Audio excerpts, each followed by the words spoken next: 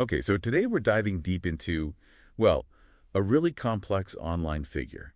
Someone known only by the alias Spydirbyte. Yeah, it's a fascinating case study in anonymity and maybe self-revelation. Exactly. Our main source here is this detailed analysis, a profile report. But what's really interesting is how much it relies on a text, like a declaration from Spydirbyte himself. His story, in his words. Right, supplemented with some secondary research context. So our mission basically is to unpack this persona, try to understand the claims, the motivations, the activities he talks about. But with a huge caveat, right? Absolutely. We have to keep reminding ourselves and you, the listener, that this is largely a self-reported narrative from someone anonymous. It's a real paradox, someone hiding in the shadows but sharing, well, seemingly so much personal stuff. Which is where the source material kicks off. Ah, Spydirbyte's own account of his childhood. It's pretty harrowing. He literally describes himself as the result of pain, abuse, anger, and awakening. hmm. The report gets specific. Biological mother gone by age 5. An abusive stepmother he calls a monster. Yeah. And claims of extreme isolation locked in his room. For months at a time turned into years. Grounded, isolated, abused. That's the quote. Wow. And school wasn't a refuge either. He felt judged because of lies my family told the school, he says, and was too scared to say anything. And clinically speaking, that kind of sustained trauma, especially in childhood, the abuse, the isolation, it has profound psychological effects. Like what? Well, the source notes and known links to anxiety, depression, PTSD, certainly behavioral changes like aggression or being withdrawn, it can literally interfere with brain development. Right. And Spydirbyte's own words, that kind of trauma changes you. It either breaks you or it builds something cold and powerful inside you that really captures the potentially transformative and often damaging nature of it. And it seems, according to him, it built that cold and powerful thing. He says it gave birth to a part of me that stopped caring what anyone thought. Pushing him into that double life he describes. Yeah, one is a street kid in gangs, the other is a hacker chasing chaos and control. And that control aspect is probably key. Experiencing such powerlessness as a kid, seeking control becomes a powerful motivator. Hacking seems to be where he found it. So how does that jump happen? From street kid to hacker. Well, he points to a specific realization. The quote is, code could be more powerful than fists, bullets, or badges. A turning point, it seems. And he claims he started young, like writing malware as a kid. Yeah, the report mentions dark comment, RAT specifically. That's a remote access Trojan, right? Lets you control another computer. Exactly. And also an early interest in FUD malware, fully undetectable stuff. So developing these skills early on? It gave him a sense of agency, power, maybe influence, that was completely missing from his home life, according to his narrative. Okay, so then comes the anonymous connection. Right. He claims affiliation starting around 2009. But not really active in operations until 2011. He says that's, quote, when the world started burning and I couldn't sit back and watch anymore. And that timing, 2011, that lines up. That was a huge year for anonymous activity globally. The Arab Spring, things like that. Exactly. And he says within Anonymous, he found freedom, a place where he could, quote, be me, no judgment, no face, just my cause and my skill. It fits the anonymous ethos, doesn't it? Perfectly. The focus on justice, freedom, anti-censorship, privacy, a community based on actions and skills, not physical identity. He even brings up Edward Snowden. Yeah, explicitly quoting that sentiment, I can't in good conscience allow the U.S. government to destroy privacy, internet freedom, and basic liberties. Neither can I. It's a direct parallel he draws. And another layer he adds is his Native American heritage. Which is really interesting. He says, everything the movement stands for is justice and freedom. As a Native American, that matters to me. It's in my blood to fight when the system turns against the people. So it's not just a hacker identity, it's rooted deeper for him. The source suggests this provides a kind of cultural framework for his anti-authoritarian stance, connecting his personal fight to a larger historical struggle. Okay, so we have this background. The trauma, the turn to code, finding anonymous, this heritage connection. What does he claim he actually did? Yeah. The report says over 30 major operations. It's a significant number. Let's group some of the big ones he mentions. Early on, 2011, 2012, linked to the Arab Spring.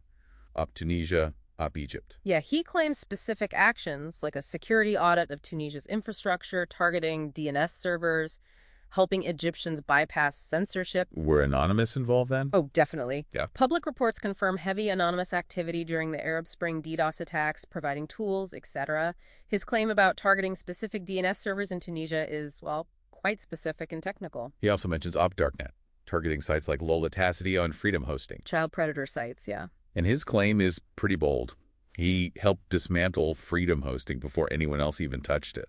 Anonymous certainly targeted those kinds of sites back then. Freedom Hosting itself was taken down by law enforcement later, in 2013. His claim suggests an earlier disruption effort from within Anonymous, maybe targeting the service before the official takedown. Okay, moving forward. 2015, he claims involvement in Op-KKK and Op-ISIS. Again, this aligns with public knowledge. Anonymous did launch campaigns around then, Op-KKK trying to expose members, and Op-ISIS after the Paris attacks, targeting their online presence. Right. Now, this is where it gets maybe even more complex. The claims from the last few years, 2022 to 2025, big geopolitical stuff. Yeah, Op-Russia he calls his biggest one yet. Claims he waged war on Russia, cyber infrastructure. That's a massive claim. Huge. And also ops against Iran and specifically Operation Georgia. And the Georgia claim is, Wow. quote, Operation Georgia, I hacked every government ministry website. Okay, so the source material does confirm public reports from August 2024 of Anonymous claiming attacks on Georgian government sites and state media. The country of Georgia, right, not the U.S. state. Correct, the country. Yeah. Citing opposition to government policies there. Yeah. But the claim of hacking every single ministry website, that's a very substantial assertion of capability and access, if true. And alongside these big international things, there's a shift, or maybe an addition, a focus on U.S. domestic targets, often part of the culture wars. Yes, seemingly targeting figures and groups usually seen as conservative. Like Op Alex Jones, he claims he took down InfoWars and banded video. And Op GOP claiming he shut down M. Howell, OANN, Seth Dillon, Catholic Med, Human Events, Hugh Hewitt for hours, Right. And Op Moms for Liberty, claiming he knocked Moms for Liberty offline. His stated reason, their words poison minds. Right. Now, it's really crucial here. We're just relaying the claims from the source material. These targets are conservative media, commentators, and groups. Yeah, we're not endorsing any of this, just reporting what's claimed. Exactly. The method he describes, shutting down, knocking offline, sounds like DDoS attacks, which, as the source notes, are illegal. And hard to verify. Very.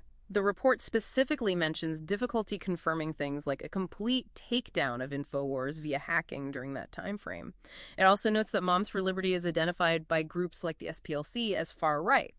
We're just presenting the claims impartially. So you see this arc in his claimed targets, from international causes and anti-exploitation to fighting domestic extremist groups. And now this recent dual track.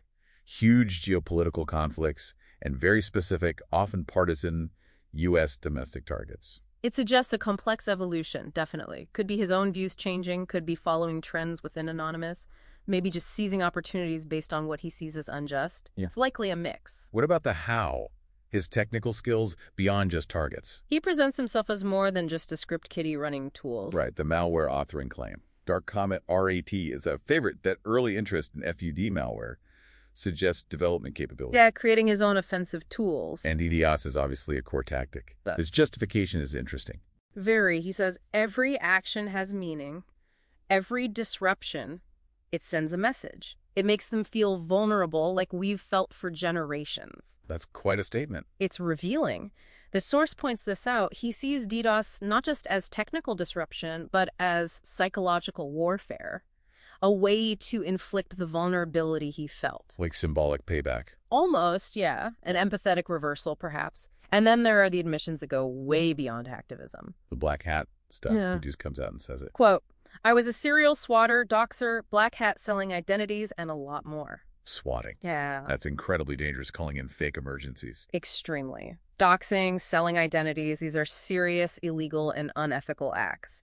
And he attributes them directly to his past trauma. Saying he was lashing out the world because I was drowning in anger. Right. Framing it as uncontrolled personal turmoil, not calculated ideology at that time. It's a striking confession. He also mentions the personal cost. I've lost friends, I've lost family, I've burned bridges.